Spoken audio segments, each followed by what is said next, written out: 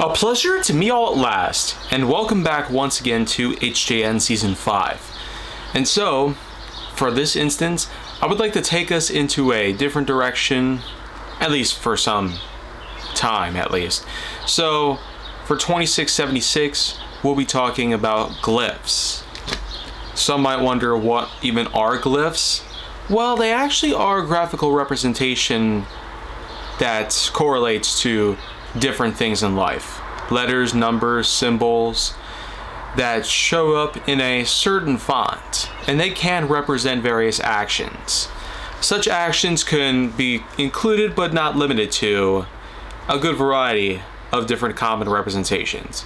For instance, the triangle collection does have its own expression. For instance, there's the triangle with the dot in the center, referring to understanding. Protection, which is basically a triangle with a halo on the bottom. Then you have a square with basically the checkerboard pattern representing problems. But that is mostly just a baseline for what is to come. In terms of what I'd have to say about glyphs as an overall peace of mind, there are a good amount of them that have been shown in different languages.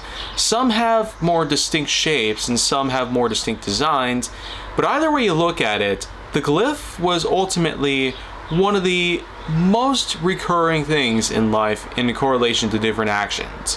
While they have been written in various ancient historical documentations over the years, by this point in time, some might not realize it, but glyphs, much like the learning of the alphabet entirely, it came along as a big challenge for some people. Back in the time in which that communication wasn't really made outside of certain noises that people made. Yeah, this was kind of at a time in which that cavemen were common, but just think, the drawings that they made eventually did correlate to a certain series of symbols and eventually a certain series of shapes, much of which were distinct and carried over to various languages that were in full development and over the centuries and millennia that had then transcended to today's unique alphabet. While the United States alphabet is mainly focused on 26 letters, A through Z, and the Greek alphabet has their own unique interpretation of said, letters.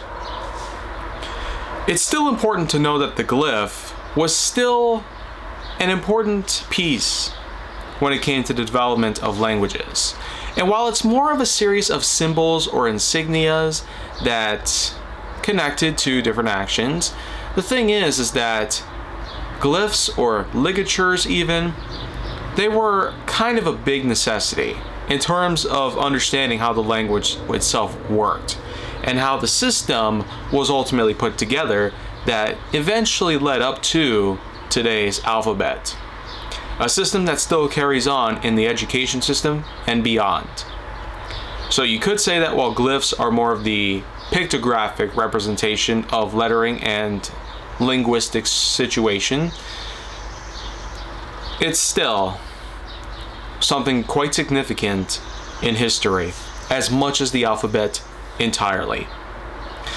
So that's all for today's piece of HJN. I'll be back tomorrow with more HJN content very soon.